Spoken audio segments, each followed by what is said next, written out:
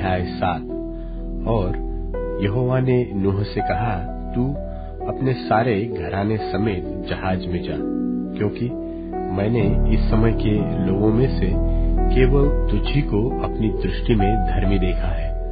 सब जाति के शुद्ध पशुओं में से तो तू 7-7 अर्थात नर और मादा लेना, पर जो पशु शुद्ध नहीं है उनमें से 2-2 लेना, अर्थात नर और मादा। और आकाश के पक्षियों में से भी 7-7 अर्थात नर और मादा लेना, कि उनका वंश बचकर सारी पृथ्वी के ऊपर बना रहे। क्योंकि अब 7 दिन और बीतने पर मैं पृथ्वी पर 40 दिन और 40 रात तक जल बरसाता रहूंगा, और जितनी वस्तुएं मैंने बनाई है सबको भूमि के ऊपर से मिटा दूंगा। यहोवा की इस आज्ञा के अनुसार नूह ने किया। नूह की अवस्था 600 वर्ष की थी जब जल प्रलय पृथ्वी पर आया।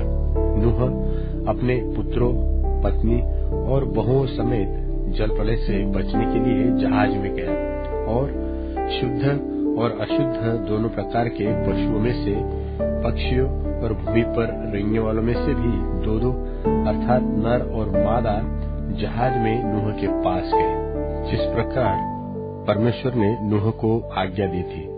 7 दिन के उपरांत प्रलय का जल पृथ्वी पर आने लगा। जब नूह की अवस्था के 600वें वर्ष के दूसरे महीने का 70वां दिन आया, उसी दिन बड़े गहरे समुद्र के सब सोते फूट निकले और आकाश के झरोखे खुल गए, और वर्षा 40 दिन और 40 रात निरंतर पृथ्वी पर होती रही। ठीक उसी दिन नूह अपने पुत्र शेम, हाम और येपेत और अपनी पत्नी और तीनों बहुओं समेत और उनके संग एक-एक जाति के सब बनेल पशु और एक-एक जाति के सब घरेलू पशु और एक-एक जाति के सब पृथ्वी पर रेंगने वाले और एक-एक जाति के सब उड़ने वाले पक्षी जहाज में गए। जितने प्राणियों में जीवन की आत्मा थी, उनकी सब जातियों में से 2-2 नूह के पास जहाज में गए।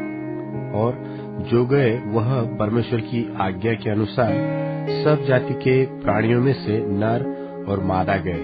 तब यहोवा ने उसका द्वार बंद कर दिया, और पृथ्वी पर 40 दिन तक प्रलय होता रहा, और पानी बहुत बढ़ता ही गया, जिससे जहाज ऊपर को उठने लगा, और वह पृथ्वी पर से ऊंचा उठ गया, और जल बढ़ते बढ़ते पृथ्वी पर बहुत ही बढ़ गया, और जहाज जल के ऊपर ऊपर तैरता रहा, और जल पृथ्वी पर अत्यंत बढ़ गया, यहाँ तक कि सारी धरती पर जितने बड़े बड़े पहाड़ थे सब डूब गए। जल तो 15 हाथ ऊपर बढ़ गया, और पहाड़ भी डूब गए, और क्या पक्षी, क्या घरेलू पशु, क्या बनेल पशु, और पृथ्वी पर सब चलने वाले प्राणी और जितने जंतु पृथ्वी में बहुतायत से भर गए थे, वे सब और सब मनुष्य मर गए।